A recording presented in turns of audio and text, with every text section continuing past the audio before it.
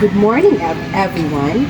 Today, we will talk about the basis of policies of special and inclusive education. So, let's start.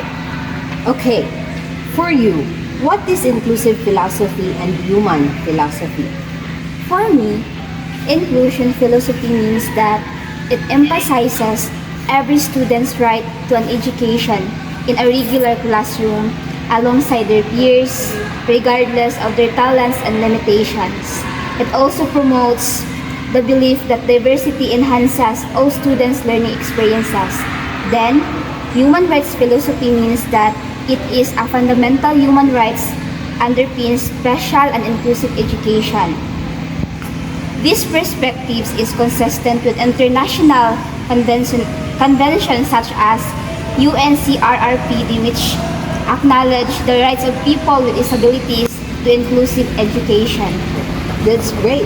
This is inclusive education is important because with or without disabilities, people will have easy access of education or what we call learning opportunities for all. Exactly. So for now, I want you to enumerate the two types of theories of special and inclusive education with their own meaning. Okay. The two parts of theories of special and inclusive education are social model of the disability and constructivist theory. When we say social model of disability, it means that this theory contends that disability is caused not only by an individual's disability, but also by cultural restrictions and attitudes. This notion is supported by inclusive education, which aims to remove these barriers and encourage acceptance and inclusion, while constructivist theory emphasizes that learning is an active process in which students develop their own understanding of the world. Thus, teacher in inclusive education customize instruction to fit the various needs of students using a constructivist approach. I get your point. And that inclusive education really plays an important role. Thank you, Ms. Lynn, for that very clear and informative explanation. You're welcome, Ms. Jamaica. So, before we will end this conversation about the philosophies, theories, and legal basis of special and inclusive education, including its application, state the 5 parts of practical applications.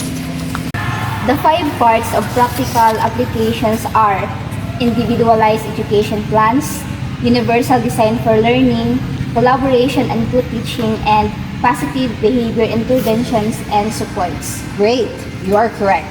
In conclusion, special and inclusive education is grounded in philosophies that promotes equality, human rights, and removal of barriers to learning. As to that, special and inclusive education is very important to our lives. With that, let's proceed to the 10 policies, guidelines, and procedure that provide safe and secure learning environment for learners with special needs. The following are individualized education plans, special education laws and regulation, inclusive education policies, anti-bullying and anti-discrimination policies, accessibility guidelines. What else, Claudine? Emergency response plans, staff training and professional development, behavior intervention plans, health and medical products, accessibility and accommodation for assessment.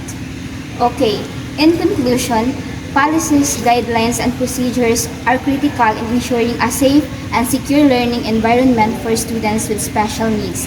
Individualized education plans, legal framework, anti-bullying measures, accessibility, staff training, emergency response, and health procedures are all addressed in these policies. These principles work together to promote an inclusive and supportive educational environment in which all students can thrive. We will proceed to the development of special and inclusive education in the local and international context. In the international context, in the 2000s, inclusive education has gained traction with many nations implementing policies and practices that supports the inclusion of students with disabilities. In 2006, the United Nations Convention on the rights of persons with disabilities, underlined with the right to inclusive education even further. In local contexts, early 20th century, the Philippines had limited educational opportunities for individuals with disabilities, and those available were often provided in segregated settings. Lastly, in 2020, ongoing efforts are being made to continue improving inclusive education in the Philippines, focusing on the teachers' training, accessible infrastructure, and the provision of support service for learners with special needs. This timeline depicts the historical evolution of special and inclusive education, both globally within the context of the Philippines with changing societal views and legal framework. There has been a transaction from inclusion and segregation to the acceptable of inclusive education as a fundamental human right.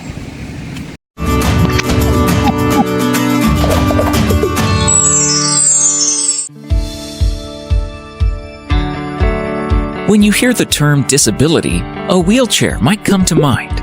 Yes, absolutely. Some people with disabilities use wheelchairs. But did you know that you can't always tell if a person has a disability just by looking at them?